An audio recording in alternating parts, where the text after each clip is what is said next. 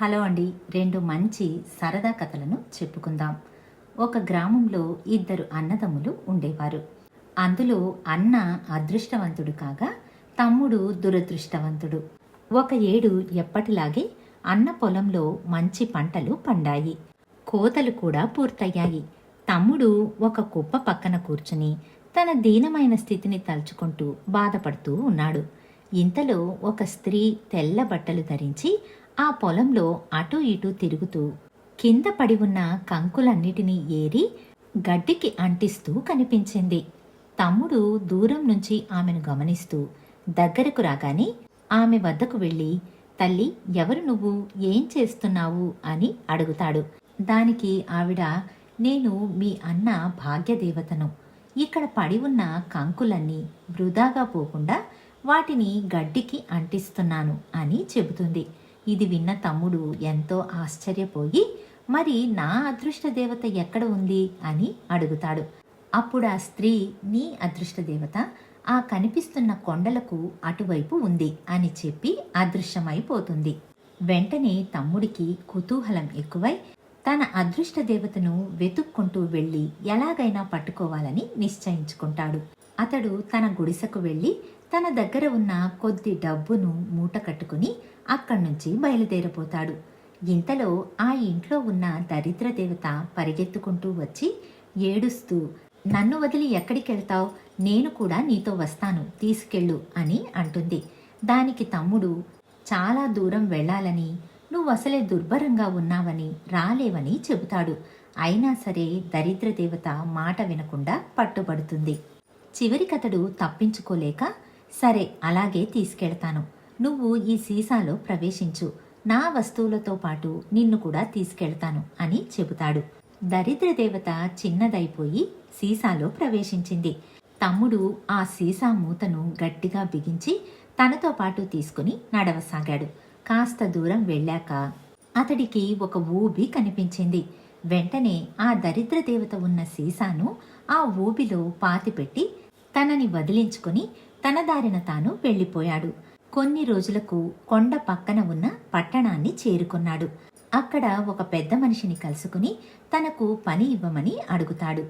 దానికి ఆ పెద్ద మనిషి, నా వద్ద వ్యవసాయపు భూమి ఉంది, దానిని సాగు చేసి ఇవ్వాలి, కానీ నీకు ఎటువంటి జీతము ఇవ్వలేను.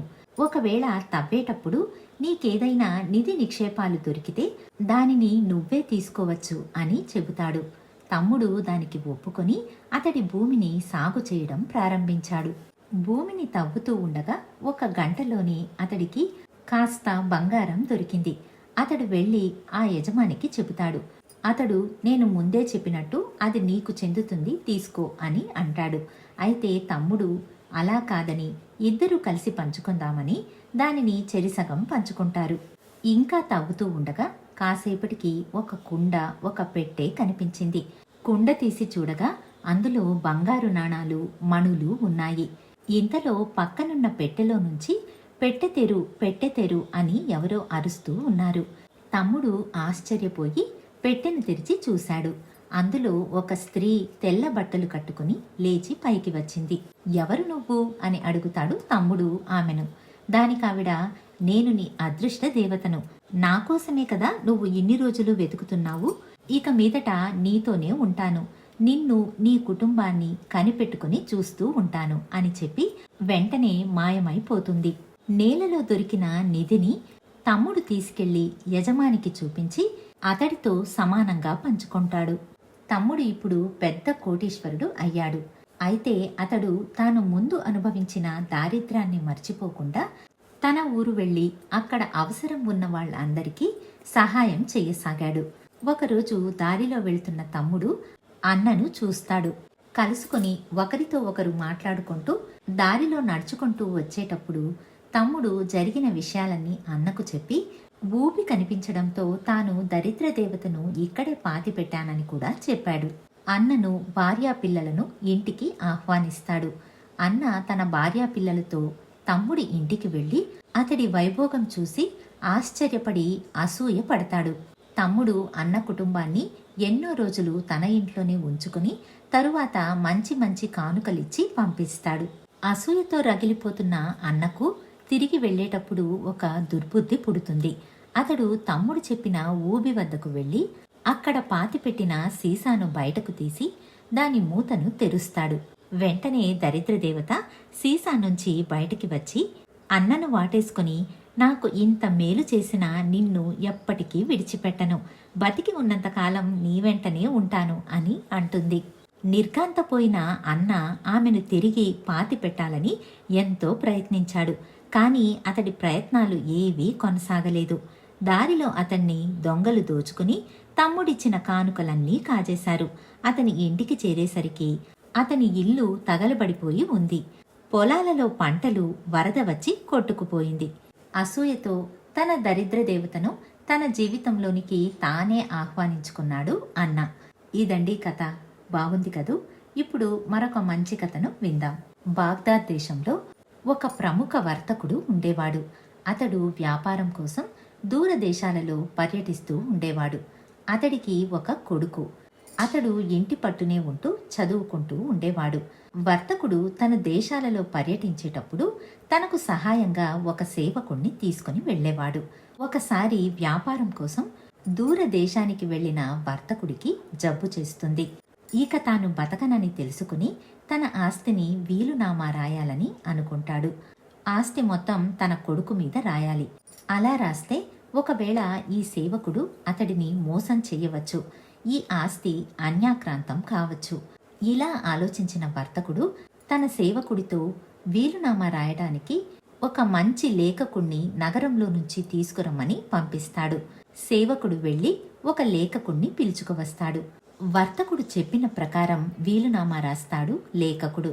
ఆ వీలునామాలో తన ఆస్తి మొత్తం తన సేవకుడికి చేరుతుందని, అతడి వద్ద నుంచి తన కొడుకు ఏదైనా ఒకటి తీసుకోవచ్చని రాయిస్తాడు.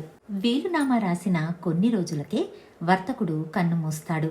సేవకుడు ఆ వీలునామా తీసుకుని తన నగరానికి వెళ్లి వర్తకుడి ఆస్తినంతా స్వాధీనపరుచుకుంటాడు.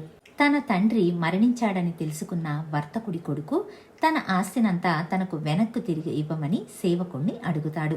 అయితే సేవకుడు వీలునామా చూపించి, చూడు, నీ తండ్రి రాసిన వీలునామా ఇది, ఆస్తి మొత్తం నాకే చేరుతుంది, కావాలంటే నా వద్ద నుంచి నువ్వు ఏదైనా ఒకటి తీసుకోవచ్చు అని చెబుతాడు. ఇది విన్న వర్తకుడి కొడుకు నిర్ఘాంతపోయి ఏం చెయ్యాలో తెలియకుండా ఆ రోజంతా ఆలోచిస్తూ కూర్చుంటాడు. మరుసటి రోజు ఉదయం తన తండ్రి స్నేహితుడైన ఒక వృద్ధుడి వద్దకు వెళ్లి వీలునామా గురించి చెప్పి అతని సలహాను అడుగుతాడు. వృద్ధుడు గొప్ప మేధావి, లోకజ్ఞానం కలవాడు. అతడు ఆ యువకుణ్ణి చూసి, నీకు వచ్చిన నష్టం ఏమీ లేదు, నువ్వు బాధపడవద్దు.